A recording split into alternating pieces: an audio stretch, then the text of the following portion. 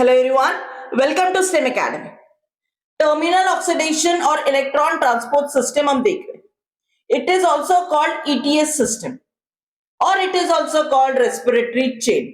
सबसे पहले हम इलेक्ट्रॉन ट्रांसपोर्ट सिस्टम की डेफिनेशन देख लेते हैं. Electron transport system is a metabolic pathway in which electrons are transfer. अब ये सारी जो इलेक्ट्रॉन्स है ये ट्रांसफर होती है जब मेटाबॉलिक एक्टिविटी होती है. ये कहाँ होती है? तो that takes place in the mitochondria. अब माइटोकॉन्ड्रिया में भी कहा? तो माइटोकॉन्ड्रिया के ऑक्सीसोम्स पे ये सारी प्रोसेस होती है, यानी electron transport system occur in the mitochondria on oxysomes. ये जो है ये last step of aerobic respiration है. ग्लाइकोलाइसिस एंड क्रेब्स साइकिल जब होती है तब उसमें NADH2 एंड FADH2 प्रोड्यूस होते हैं. लेकिन यहां जब ग्लाइकोलाइसिस एंड क्रेब्स साइकिल होती है तो वहां ATP यूज होते हैं. लेकिन यहां पे ATP रीऑक्सीडाइज्ड होते ATP प्रोड्यूस करने के लिए. जब ग्लाइकोलाइसिस एंड क्रेब्स साइकिल होती है तो NADH2 एंड FADH2 प्रोड्यूस होते हैं. लेकिन क्रेब्स साइकिल एंड ग्लाइकोलाइसिस इसका रीऑक्सीडेशन होता है और ये रीऑक्सीडाइज होके क्या प्रोड्यूस करता है? तो ATP प्रोड्यूस करता है.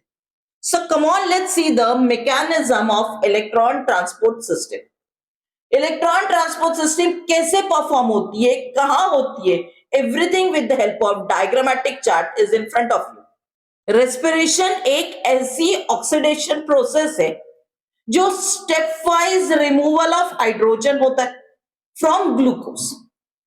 ये जो हाइड्रोजन जो लूज होता है ये एक्सेप्ट किया जाता है and that is accepted by hydrogen acceptor A. और ये हाइड्रोजन एक्सेप्टर ए से हाइड्रोजन को लेके क्या फॉर्म करता है? AH2 फॉर्म करता है. अब NAD जो एक्सेप्ट करता है H2 को means NAD is an hydrogen acceptor. अब NAD जो एक्सेप्ट करता है हाइड्रोजन को वो क्या फॉर्म करता है? तो फॉर्म करता है NADH2 फॉर्म. अब ये जो NADH2 जो है ये रिएक्ट करता है विद FAD और इसका रिजल्ट क्या? तो इसका रिजल्ट NADH2 ये जो है ये ऑक्सीडाइज होता है टू NAD एंड FAD जो है ये रिड्यूस होता है टू फॉर्म FADH2. FADH2 ये फिर ऑक्सीडाइज होता है, ऑक्सीडाइज होके FAD फॉर्म करता है बाय रिमूवल ऑफ H2. क्योंकि ऑक्सीडेशन का मतलब क्या है? H2 रिमूव होना. यानी FADH2 का अगर ऑक्सीडेशन होता है तो ये क्या फॉर्म होता है? FAD फॉर्म होता है. और इस स्टेज में H2 जो है ये स्प्लिट होता है और ये स्प्लिट काय में होता है? That is split into 2 electrons and 2 protons. और ये 2 इलेक्ट्रॉन्स जो है ये एंटर करते हैं इनटू द साइटोक्रोम सिस्टम. अब ये जो साइटोक्रोम सिस्टम है ये पर्टिकुलर सीक्वेंस में अरेंज. और पर्टिकुलर सीक्वेंस कौन से? That is cytochrome B, cytochrome C1, cytochrome C2, cytochrome A and cytochrome A3.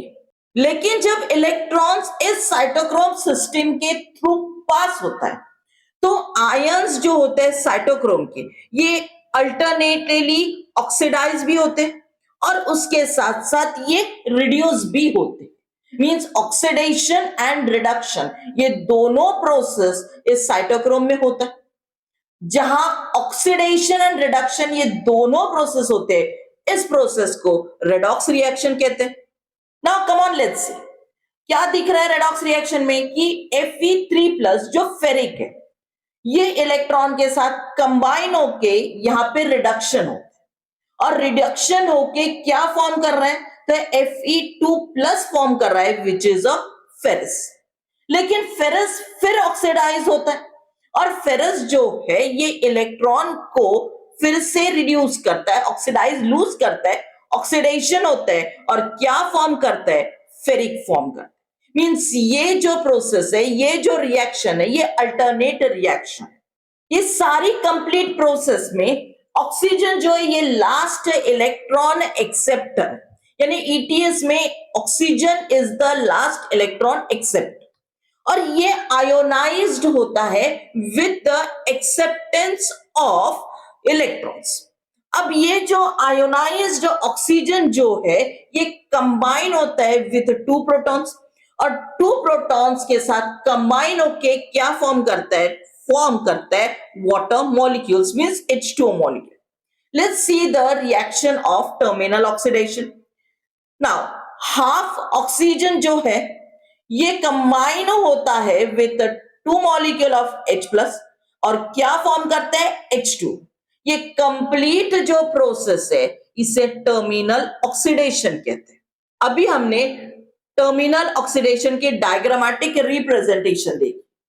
इसमें एटीपी सिंथेसाइज होती है, और एटीपी कैसे सिंथेसाइज होती है, let's see it. Diagrammatic chart में देखिए, इसमें क्या बताया है कि एटीपी जो है ये एनर्जी के फॉर्म में 3 साइड्स पे निकल रही, और 3 साइड्स पे निकल रही यानी ऑब्वियसली 3 एटीपी मॉलिक्यूल्स है, और 3 एटीपी मॉलिक्यूल्स कहां निकल रहे हैं, मैंने सर्कल कर दिया है। इसमें फर्स्ट एटीपी जो निकल रहा है वो कहां निकल रहा है, the first ATP is formed in between NADH2 and FMN।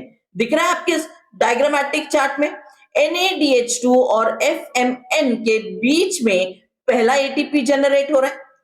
Second ATP जो जनरेट हो रहा है वो कहां जनरेट हो रहा है, बिटवीन द साइटोक्रोम कॉम्प्लेक्स, और साइटोक्रोम कॉम्प्लेक्स कौन सा है, B to C1 तक, एंड साइटोक्रोम C।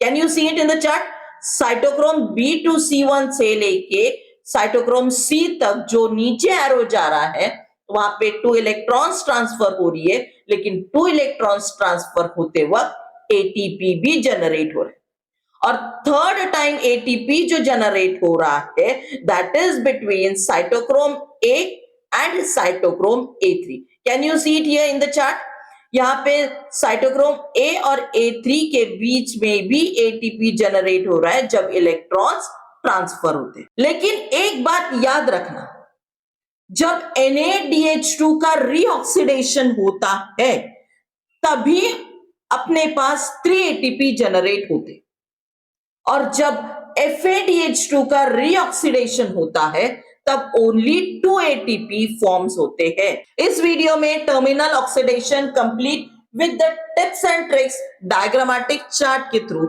एक्सप्लेन किए। वीडियो को मैक्सिमम लाइक कीजिए, शेयर कीजिए, सब्सक्राइब कीजिए। इस वीडियो को एंड तक देखने के लिए एक कमेंट सेक्शन में स्माइली एंड एक थंब लाइक वाला leave it for me. Come on students, keep smiling and focus on your work.